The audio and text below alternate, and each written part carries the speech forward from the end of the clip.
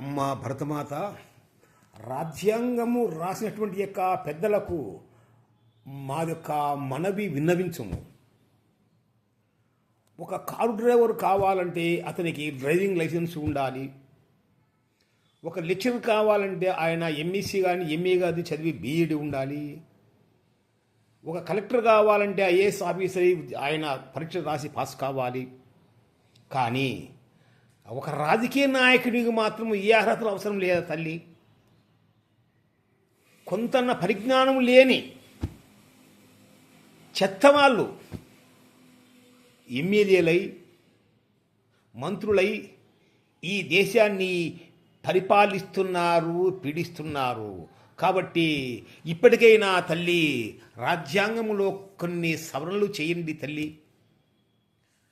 మంచి బుద్ధి కలవారని, పరిజ్ఞానం కలవారని రాజ్యాంగంలో సవరణలు చేసి ప్రధానమంత్రులుగా కానీ, ముఖ్యమంత్రులుగా కానీ, మంత్రులుగా కానీ, ఎమ్మెల్యే కానీ ఉండేట్టు అర్హత చేయండి.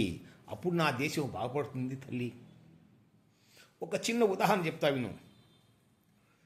ఒక ముఖ్యమంత్రి గారు, ఆయన పేరు మీకు తెలిసి ఉంటుంది, చనిపోయాడు అనుకోండి. ముఖ్యమంత్రి అయితేనే కారులో ప్రయాణం చేయాలనుకున్నాడు. ఆ పిఏ గారు ఏమన్నారంటే, కారు చెడిపోయింది సార్, కొత్త కారు కొన్నాము అన్నాడు. అంటే ఆయన ఎంత అవుతుంది అంటే ఆ కాలంలో 6 లక్షలు. అంత లెక్క ఎందుకు అయ్యా, ప్రజారం వృధా కదా, రిపేర్ చేస్తే అయితే 15,000 అన్నాడు.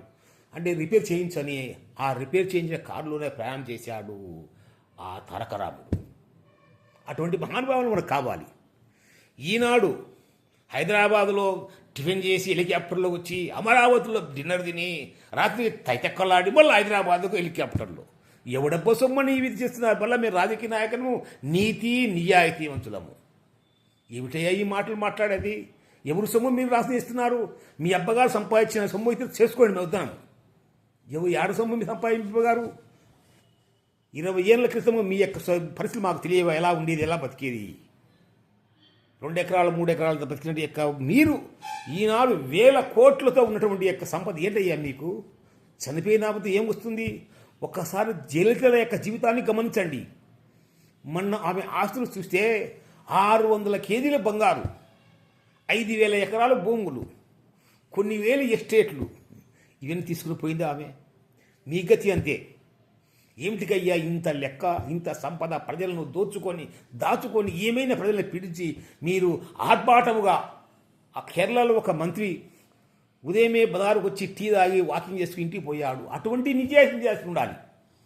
మీరు వచ్చి హంగామా 20 సుమారు 50-100 మంది జనము, కత్తులు కటాలతో, ఏ పెద్ద వీరులా, మీరు మహారాజులా, జమీందారులా ఏమన్నా? గజపతి రాజు ఉన్నాడు, ఇప్పుడు ఆ మహానుభావుడు బతికి ఉన్నాడు.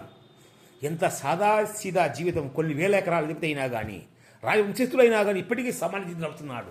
ఆ మహానుభావుని చూసుకోండి. ఎప్పటికైనా మీరు తెలివి తెచ్చుకోండి. లాల్ బహదూర్ శాస్త్రి గారు చిన్న రైల్వే ప్రమాదం జరుగుతానే రాజీనామా చేసి నడుచుకుంటూ ఇంటికి పోయాడు మహానుభావుడు. అది గొప్పతనం. అబ్దుల్ కలాం చనిపోతే ఎంత సంపద! 25,000 పుస్తకాలు, 4 జతల దుస్తులు, 4 జతల చెప్పులు, 2,500 బ్యాంకులో బ్యాలెన్స్. అది గొప్పతనం, అది సంపద ఆయనకు.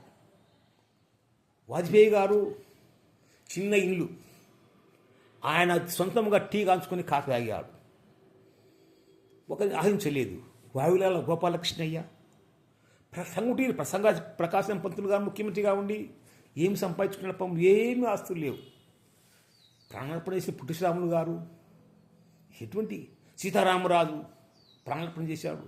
ఇటువంటి మహానుభావులను ఒకసారి మీకు గుర్తించుకోండి అయ్యా, మీకు తెలివి వస్తుంది.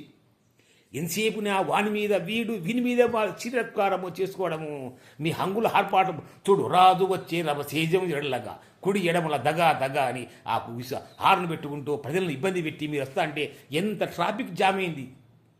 మీరు వస్తూ ఉంటే ఎంతమంది హాస్పిటల్ పోలేక చనిపోయినటువంటి యొక్క రోగులు. ఇది అవసరమా మీకు? అది కాదు ఉండాల్సింది. ప్రజల హృదయాలలో మీరు ఉండాలి, బయట కాదు కావాల్సింది. ఆర్భాటం కావాల్సింది. చనిపోయినా కానీ అయ్యా ఆ మహానుభావుడు అనే యొక్క గొప్పతనాన్ని మీరు గుర్తించుకొని వాళ్ళు ప్రజలు హృదయాల్లో ఉండాలి. అటువంటి బతకండి అయ్యా మీరు. ఇదేందయ్యా మీరు? అందరూ ఊరికే పైరు కావాలి చీ అనిపించుకొని బతకండి. గజ్జి కుక్కడ్డహీనంగా మీరు బతుకుతున్నారు. మీ నోర్లు అవి తాటాకు మట్టలు అవి మాటలా. ఒక చదువుకున్నటువంటి యొక్క వ్యక్తి అలా మాట్లాడుతున్న మంత్రిగా ఉండే వ్యక్తి, ఆమె స్త్రీ, ఆయన పురుషుడు, ఈ మాటలే రాలేదు. ఎంత భయంకరంగా ఈ పనికి వాళ్ళ టీవీలు వచ్చినా నుంచి, ఈ సెల్ ఫోన్లు వచ్చినా నుంచి ఇంకా రాజకీయం ఎక్కువైపోయింది. ఈ మాటలు వినలేక ఒక్కోసారి చచ్చిపోవాలనిపిస్తుంది మాకే. ఎట్లా అయిపోతున్నారయ్యా మీరు ఒక మనుషులా? ఏదైనా ఉంటే ప్రతిపక్షంలో ఉన్నా కానీ పాలకపక్షంలో ఉన్నా కానీ తప్పును తప్పుగా చెప్పి దాన్ని సరిదిద్దే ప్రయత్నం చేయండి. కానీ చిన్నదాన్ని ఇంత చూపించి అందరూ ప్రజలకంతా మెప్పుంది, మేము చూడు నీతి జాతి పరులము. ఒక్క మాట చెప్పమంటావా? ఒక ఆయన సనాతన ధర్మం అంటాడు, ఒక ఆయన వెంకటేశ్వర భక్తుడు అంటాడు, ఒక ఆయన యేసుకృష్ణ భక్తుడు అంటాడు. ఇవన్నీ మాటలను మీరు మాట్లాడుతున్నారని నేను చెప్పను. ఒకవేళ మీరు భక్తులు ఉంటే ఉండండి, నేను కాదని లేదు. కానీ భక్తి కంటే కూడా భగవంతుని సేవ కంటే కూడా ప్రజాసేవ గొప్పది. అది గుర్తుపెట్టుకోండి. ప్రజల మనసుల్ని గెలుచుకోండి, ప్రజల హృదయాల్లో జీవించండి. అది ఆనాటి రాజులు కనీస విగ్రహాలను జీవించారు. మీరు ఫలానా వ్యక్తి అంటే ఇప్పటికీ మనం అనుకుంటున్నాము మహానుభావులను, శివ చక్రవర్తిని, ఎంతెందుకు మా ప్రాంతంలో ఉన్నటువంటి ఈ యొక్క ఉయ్యాల నరసింహారెడ్డి కానీ, బుడ్డా వెంగళరెడ్డిని కావచ్చును, ఇంకను పెద్ద వస్తువులు ఈశ్వరుడు అంటారు. అలాగనే మనకు ఈ పక్కనే ఉన్నటువంటి ఈ గ్రామాల్లో ఉన్నటువంటి మహానుభావులు ఎంతోమంది ఉన్నారు. ఇలాంటి వారిని మనం ఇప్పటికీ అనుకుంటున్నామంటే ఏమిటి? వాళ్ళు చేసినటువంటి గొప్పదానం గురించి.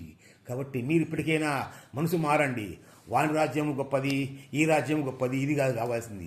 నీవు ఏం చేస్తున్నావో, ఎందుకంటే నువ్వేం చేస్తున్నావో అది ఆయన గమనిస్తున్నాడు. అందుకే ఇంగ్లీష్లో ఒకటి చెప్తున్నారు, ఐ సీ యూ. ఐ అంటే నేను, సి అంటే ఏమిటి? చూస్తున్నాను, యు అంటే నిన్ను. నీవు ఏం చేస్తున్నావో, పాపపుణ్యాలు చేస్తున్నావో అది నేను చూస్తున్నాను. అప్పుడు నీకు అందిస్తాను నేను ఫలితాన్ని. అప్పుడు నువ్వు ఆసుపత్రిలో పనుకున్నప్పుడు నీకు అర్థమవుతుంది, ఓహో నీ పుణ్యం చేసేనా పాపం చేస్తావని నీకు అర్థమవుతుంది. కాబట్టి అంత దూరం పోవద్దు నాయన. నీకు కావాల్సింది కొంత సంపాదించుకుని కాదన్ను, కానీ అన్యాయంగా కోట్లు కూడా సంపాదించుకొని పోయేటప్పుడు ఏం తీసుకొని పోతావు? ఈ రెండే, పాపం పుణ్యము. ఇప్పుడు నేను అమెరికాకు పోయాను. అది అమెరికాకు పోతే మన రూపాయలు అక్కడ చెల్లలే.